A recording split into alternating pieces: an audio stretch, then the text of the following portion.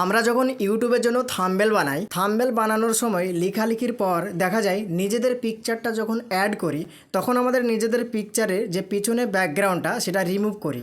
Remove করার পরে সেটাকে পিএনজি করি, পিএনজি করে কিন্তু আমরা থাম্বনেলে সেটা বসাই। তো যে কোনো ফটোর ব্যাকগ্রাউন্ডটা চেঞ্জ করার জন্য, ব্যাকগ্রাউন্ডটাকে রিমুভ করার জন্য প্রায় মানুষ দেখা যায় যে গুগল ক্রোম ব্রাউজার ইউজ করে, নেট ইউজ করে। এতে কি হয়, সেই ফটোকের ব্যাকগ্রাউন্ডটা যখন রিমুভ করা হয়, রিমুভ হয়ে যায়, ঠিক আছে, সেটাকে ডাউনলোড করতে হয়। তো ডাউনলোড করার পর দেখা যায় সেই পিকচারের কোয়ালিটিটা একটু লো হয়ে যায়, একটু হালকা ঝাপসা টাইপের হয়ে যায়।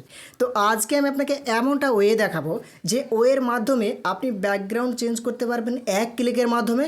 ইন্টারনেট কিছুই লাগবে না, শুধুমাত্র আপনি এক জায়গায় ক্লিক করে দেবেন, সঙ্গে সঙ্গে আপনার ব্যাকগ্রাউন্ডটা রিমুভ হয়ে যাবে। থাম্বনেলের জন্য অনেক একটা হেল্পফুল, ঠিক আছে, আপনি করতে পারবেন শুধুমাত্র ইনশট অ্যাপ থেকে। যদি আপনার ফোনে ইনশট অ্যাপটা থাকে, ইনশট অ্যাপটা তো আমরা বেসিক্যালি ভিডিও এডিটিং করার জন্য ব্যবহার করে থাকি। আপনি কিন্তু ফটো এডিটিং করতে পারবেন এক ক্লিকের মাধ্যমে, ইন্টারনেট ছাড়াই। তো কিভাবে আপনি করবেন আজকে এই ভিডিওতে আমি আপনাকে স্টেপ বাই স্টেপ দেখাবো। ভিডিওটা স্কিপ করবেন না, প্রথম থেকে শেষ পর্যন্ত দেখবেন। দেখুন বন্ধুরা, ফাইনালি আমি আমার ফোনের স্ক্রিনে চলে আসলাম। এবার আমি আপনাকে দেখাবো ইনশট অ্যাপ দিয়ে কিভাবে ফটোর ব্যাকগ্রাউন্ড চেঞ্জ করবেন খুবই সহজেই, স্যাম্পলভাবে। তো চলুন আজকের ভিডিওটা আমি শুরু করে দিই। প্রথমত আপনাকে যে কাজটা করতে হবে, এই যে ইনশট অ্যাপটা আছে, এই ইনশট অ্যাপটাকে আপনাকে ডাউনলোড করতে হবে। যদি আপনার ডাউনলোড করা থাকে তাহলে ভালো, আর যদি করা না থাকে তাহলে আপনি কিভাবে ডাউনলোড করবেন।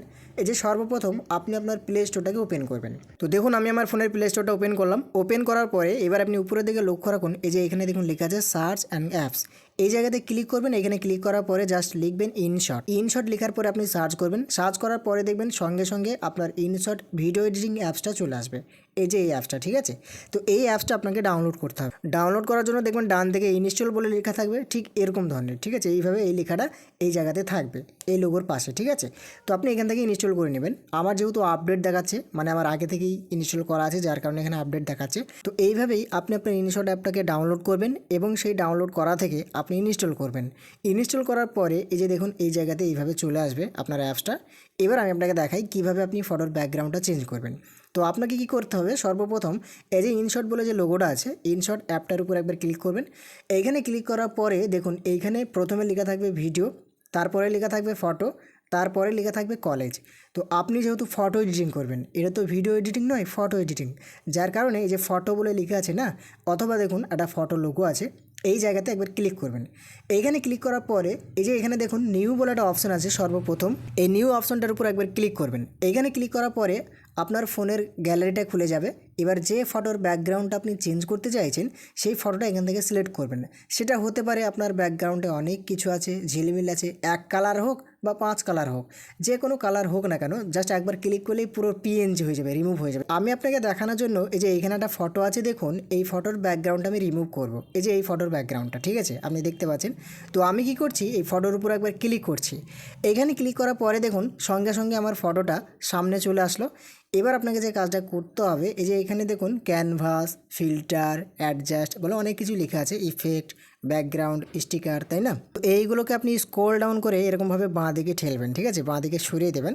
তো এইখানে একটা লেখা খুঁজবেন, এই যে এই জায়গাতে দেখবেন লেখা থাকবে কাট আউট। দেখুন এখানে আপনি ভালোভাবে দেখতে পাচ্ছেন লেখা আছে কাট আউট। তো শুধুমাত্র এই কাট আউট লেখাটার উপর একবার ক্লিক করতে হবে আপনাকে। এবারে এখানে যখন আপনি ক্লিক করবেন না, সঙ্গে সঙ্গে চোখের পলক মারতে মারতে আপনার ব্যাকগ্রাউন্ডটা পুরো রিমুভ হয়ে যাবে। কিভাবে আমি আপনাকে দেখাচ্ছি। এই যে দেখুন এখানে কাট আউট বলে লেখা আছে, এখানে একবার ক্লিক করলাম। এখানে ক্লিক করার পরে দেখুন সঙ্গে সঙ্গে আমার ব্যাকগ্রাউন্ডটা রিমুভ হয়ে গেছে।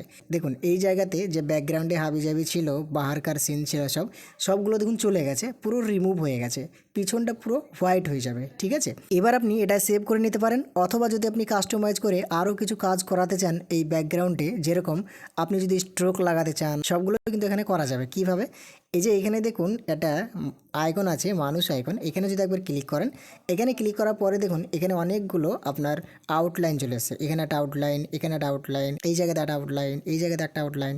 এবার ধরে নিন আপনি এই প্রথমকার এই আউটলাইনটা দেবেন, দেখবেন অনেক থাম্বনেলে থাকে, ঠিক আছে, একবারে সাইড দিয়ে পুরো আউটলাইন থাকে একটা বর্ডারের মতো। সেই মানুষটার যে ভিডিও বানায় তার ফটোটা উপরে লাগাই, তো তার ফটোটা সুন্দরভাবে একটা আউটলাইন দেওয়া থাকে। সেটা কীভাবে দেওয়া যায় এখান থেকে আপনি দিতে পারবেন।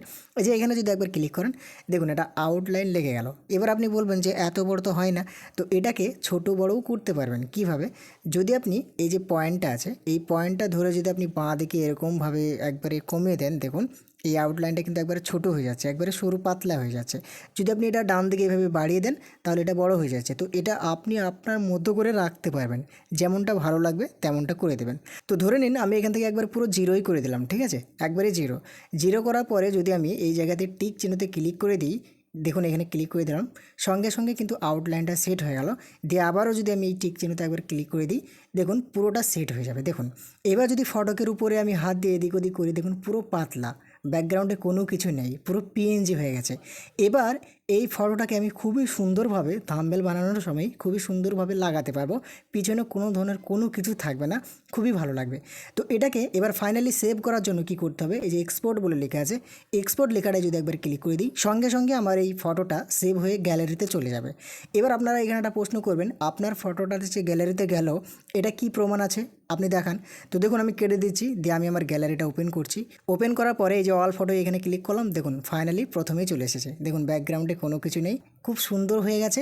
এটাকে এবার আমি থাম্বনেলে ইউজ করতে পারবো, দেখতে অনেকটা প্রফেশনাল লাগবে, অনেকটা ভালো লাগবে, থাম্বনেলটা অনেকটা মানাবে। তো এইভাবেই কিন্তু এই ইনশট অ্যাপ দিয়ে আপনি ফটোর ব্যাকগ্রাউন্ড চেঞ্জ করতে পারবেন।